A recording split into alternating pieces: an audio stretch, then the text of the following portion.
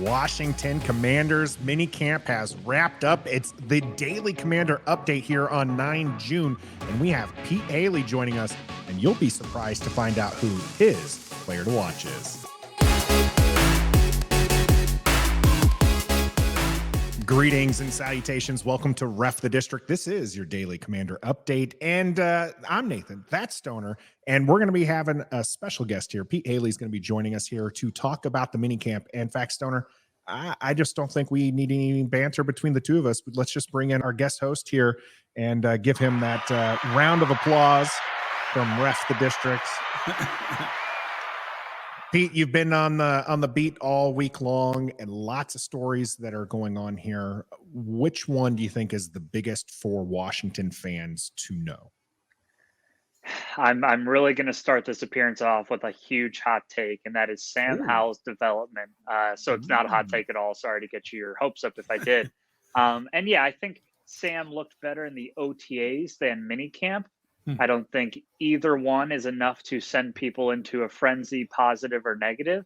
But I think my overall impression of him thus far is that I have seen plays that do get me excited. And I was wondering if that would happen. I've been skeptical of this. I think as a lot of people, rational people would be, starting a quarterback with one game of experience in a season that is so pivotal for this franchise and for so many individuals. But when Sam Howell does see the openings, when he does step in and confidently throw it, he is able to do really special things. And there are hiccups, there are reads that he misses, there are times where he holds the ball too long, like any young quarterback would, any young quarterback learning a new offense would. But there is some really good moments from Sam Howell. He needs to continue that trajectory in training camp. He needs to take these next 6 weeks and be better than what we saw in OTAs and minicamp. But so far, I think he has done enough to solidify his place as that QB1 and justify the excitement and intrigue people have in him. That's good to know. And Pete, you can tell you're a writer because you were not bearing the lead. You went right for what everybody wants to hear, which is the whole Sam Howell. But now let's go to page 2, which is the second biggest story, I think, to everybody, and that's Chase. Yeah. Now, Chase was back in training camp, and we've had some healthy debates on our show about whether or not Chase should have been at voluntary OTAs. You're there every day when they're practicing and OTAs and all that. Is it a big deal that Chase and in the course of this case, Montez and Charles Leno weren't at OTA? Do you think it's a really big deal in the long run that they don't go to those? So it can be divided up into a lot of camps. For me, it's a big deal, but does my opinion really matter to the team? No, but I just think for Chase Young, second overall pick, he needs to be in a place mentally where he wants to get every rep, where he wants to show his teammates and his coaches and the franchise that he's all in. But by not being at OTAs, I know he was working out, he was doing other things, but by not being at OTAs, it's clear he doesn't feel like that is a requisite or requirement for showing that he's all in. For his teammates, they say publicly it doesn't matter. And I think for the majority, if not 99% of them, it probably doesn't. But I do think there's some players who are probably a little frustrated. I mean, they want this team to win more games. They know Chase could be an integral part to that. And I think if they're going to show up in May to voluntary stuff, they look around and are saying, hey, this guy's in here, this guy's in here. What the hell? Why aren't they here with us? Like, I think it's the same with anybody, whether it's a job or a social gathering. When you make an effort to be somewhere and someone else isn't, it does linger in the back of your head like, okay, maybe he's not, all in like we are. And lastly, I think it probably does matter a lot to the coaches. It's not like they're going to bench Chase. They need him just like his teammates do. But I think Del Rio, Rivera, while they did a good job extinguishing any drama with the reporters, I think deep down they were like, really, dude, we've gone through this before. We've asked you to be here. We've made it clear that it is important, and you're continuing not to. And I know the fifth-year option is a part of it, but still, I think they were hoping Chase would be there, and they were a little annoyed that they had to answer questions about him not being there. So for the record, Nathan, Pete's in Stoner's corner. Okay. I'm just throwing that out there. He also yeah. said his opinion doesn't matter. So there we go. Now, well, one thing that does matter is the biggest offseason move the Commanders made was Eric Bieniemy. What has his impact been this minicamp and the OTAs that you've seen? It's been huge. It's been noticeable. It's been constant. you can be a little worried about, is his all out, consistent, basically screaming going to wear on guys? That can get tiresome, especially if it's training camp, it's day 8. You've made a couple mistakes and this guy's in your ear telling you how you need to be better. That can cause some irritation, I bet. But I think for the most part, this offense has a lot of mature people. I don't see Sam Howell being a prima donna. McLaurin, of course, isn't. Dotson, Samuel, Robinson, Gibson, they all are mature guys who can handle tough coaching. I think they need tough coaching. And seeing Bieniemy, I mean, there are times where he's so specific. If there's one, I think last week, where Brian Robinson needed to get from motion and shotgun to like the right slot area, and he needed to be 2.5 yards off the tight end, and he wasn't. And Bieniemy called him back and said 2.5 yards, and he had to do it again. And as long as the guys respond to that with the idea that Bieniemy is looking out for them and he's yelling at them in the moment so they can be better in the long term, if they keep that approach, then this can really benefit them. So I've been really thrilled. It's been cool to see Bieniemy lead the show, and he is really, really, really involved. And I think that's only going to be a positive for this squad. And kind of piggybacking off of that, Pete, in the coaching ranks, if he's so involved, I think I heard you say it on another show. I can't remember which one, because you're everywhere, Pete. You're on all kinds of stuff. I'm just so important. Everybody wants to hear from me. I got 4 more podcasts after this to go. So. That's right. But I heard you say that Ron is kind of a different approach. He's standing back and he's observing more. Do you think that is a result of Bieniemy taking charge, or do you think it's just a new way of doing things for him? I'm trying to figure that out myself. Ron has always been let the assistants do their job. It's not like in previous training camps he's been the voice you hear most often. But I am comparing him this year to previous years, and he seems even more off to the side than normal. I mean, he is a bit of sometimes you have to say, oh, wait, where's Ron? Look around. Oh, he's like way over there and the offense is right here. Like, it's been striking how not invisible, but just how faded into the background he's been. I think part of that is to let Bieniemy be the star, be the guy that the players are paying attention to. Bieniemy and this offense need to bond. They need to figure each other out. And Ron probably doesn't want to get in the way. But also I think Ron has been very open this offseason about how he's delegating, how he's a manager. So perhaps he's trying to dial it back even more. But while I don't necessarily know the exact reasoning, I do know what my eyes have been telling me and what my ears have been telling me, and that it's that Ron is quieter and just watching, monitoring more, even more so than he has been in his previous seasons with Washington. Well, sticking with this Eric Bieniemy talk right now, outside of Sam Howell, the QB position, who is going to be the biggest benefactor, or who has been the biggest benefactor so far with EB in this new offense? Yeah, there's going to be a lot. I would want to say Terry McLaurin because, Bieniemy with Travis Kelce knew to get the ball to his best player over and over again. So I'm sure McLaurin will benefit. I'll go a little bit deeper and just say players who can be used in the screen game, whether that's Gibson, whether that's Samuel, whether that's Dotson, whether it's Robinson. Bieniemy seems like so far with the plays he's been calling, there's been a lot of shotgun screens, a lot of screens out to the flanker and letting him get behind his blockers and create easy yards after the catch. I know the screen game, Scott Turner, it felt like he called a decent amount of screens, but for whatever reason, whether it's the O-line or Gibson not doing his job, they just didn't work. It seemed like he called them at the wrong times. When he did call them, maybe it'd be a bad throw and the guy would have to bend over to get it, and he wouldn't be able to get to the freedom that he had before, and now it closes up. So the screens have left me and a lot of others wanting more.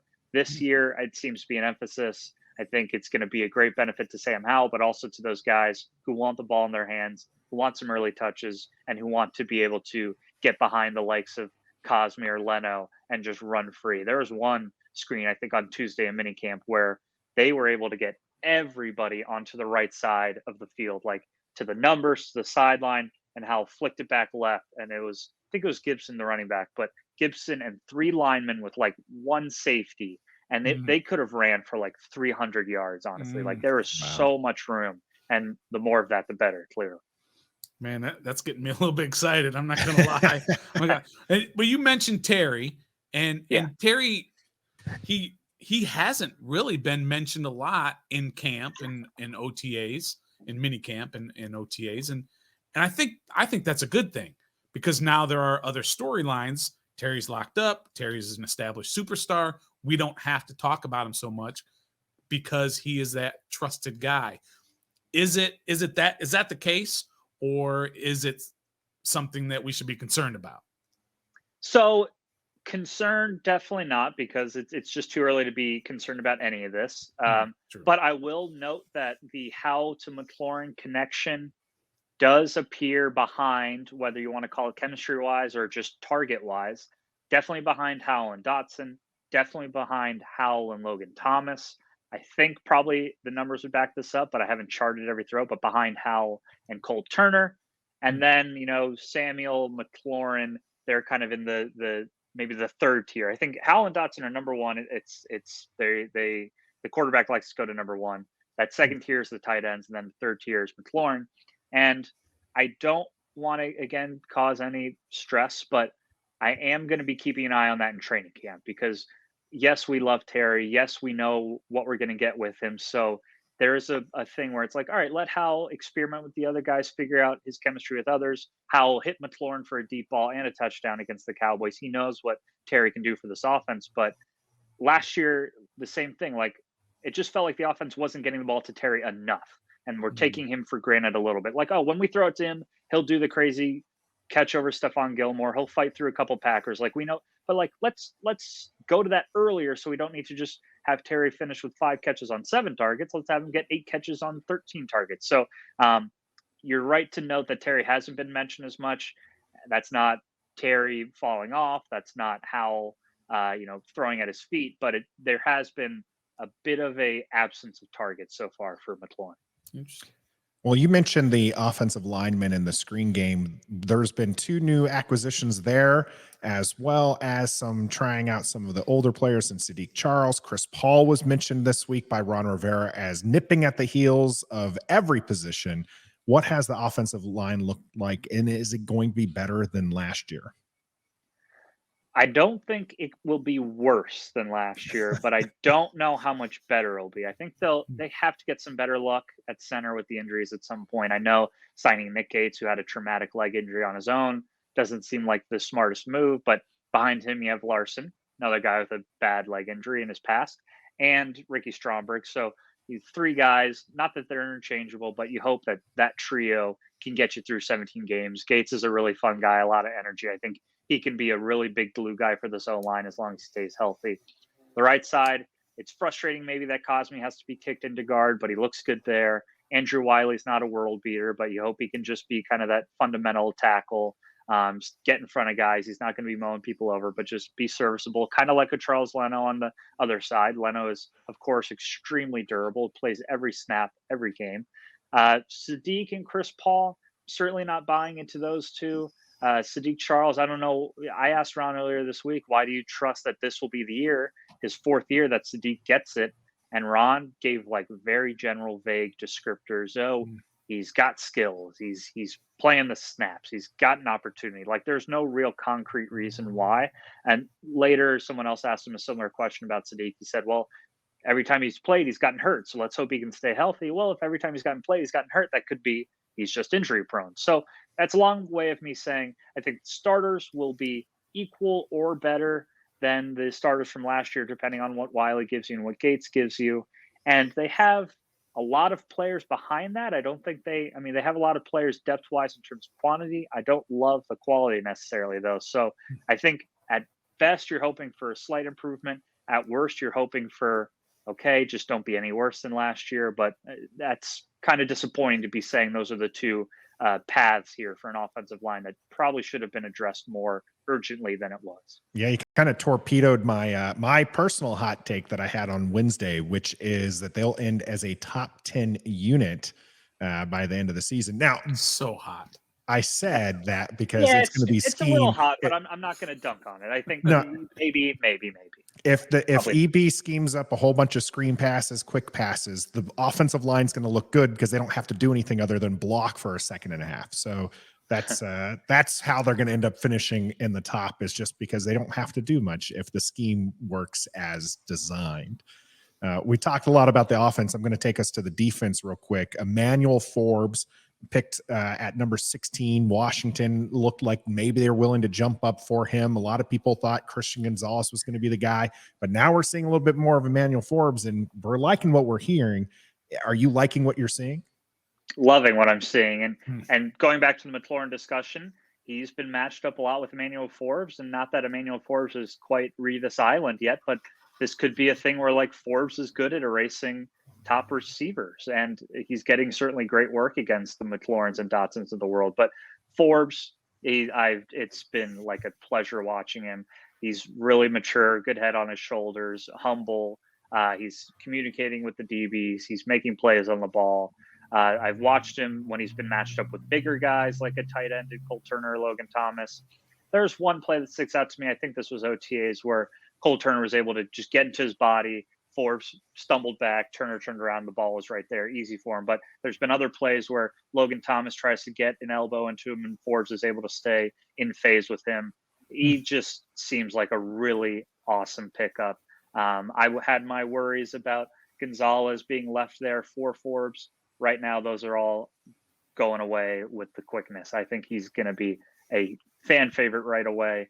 On our podcast, I dropped the hot take that he'll be a top 5 commander this year. I have really high hopes for what he's going to do as a rookie and well beyond that too. I think I might have to call you out for this, Pete. I think I even heard you say somewhere that you liken him to possibly being defensive player of the year, not defensive rookie of the year. Defensive player of the year. If I said player of the year, that is rookie? A mistake. Okay. I meant rookie of the year. Okay. I said that in our pod. I'll have to go back and listen to see. But definitely defensive rookie of the year conversations. The voters chose Sauce Gardner last year, so it's possible, obviously, that corners could win. And if Forbes has a pick 6 or 2 and adds a few more, like that's this kind of stuff that'll attract attention. But regardless of what award he wins at the end of the year or not, I just think he's going to grade out really favorably in like a lot of advanced coverage stats. He's going to have a couple wow plays, and just the speed, the length, all of it. It's premium stuff right now. That's really nice to hear with the last couple of first rounders, not Dotson, but before the defensive first rounders, we had a little concern about. And that was my actual next question. And my last question was about Jamin. I know he had the surgery, a minor surgery in the off season. Is he out there doing everything, or has he been kind of on the sidelines? And if he's been out there, how's he looked? He's been sidelined. I don't think he's taken a full team snap yet, which was the expectation. I don't know if we've gotten a full timeline from Ron. They indicated that they're not too worried about it. And I think they said, again, they didn't give a timeline, but I would imagine hopefully that they're expecting a training camp return for him. And that matters. Like, whether he needs to mesh more with Cody Barton. They've been really enthusiastic about Khaleke Hudson, and I think the play so far has matched it up, but it's another thing entirely to do it in pads and against other opponents. So I'm glad that they're scrimmaging with the Ravens later in July and August, because that's going to be a really good chance for us to evaluate how these guys look. But the linebackers, I, on one hand, understand why they didn't necessarily try to upgrade too much, because their D-line is so good. They have so many DBs that can play in that linebacker-ish role that they feel like, okay, let's not invest too much. On the other hand, losing Holcomb, gaining Barton, it feels like it's just the same crew as it's been the past few years. So I guess they're counting on Jamin to take another step forward. Del Rio is really pretty open with his expectations with how hard he is on Jamin. He's not afraid. He doesn't like talking about many players, but when we ask him about Jamin, it's when we get some of the best quotes out of Jack Del Rio. And I think they found that they need to coach Jamin hard, and he answers that kind of strategy with his best play. So, we haven't seen a lot of him.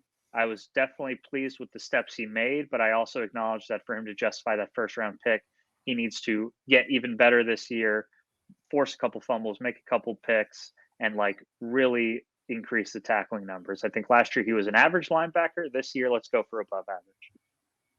Well, Pete, before we let you go, I think we need to know who is a player we haven't talked about in the last 20 minutes or so that we should be talking about going forward?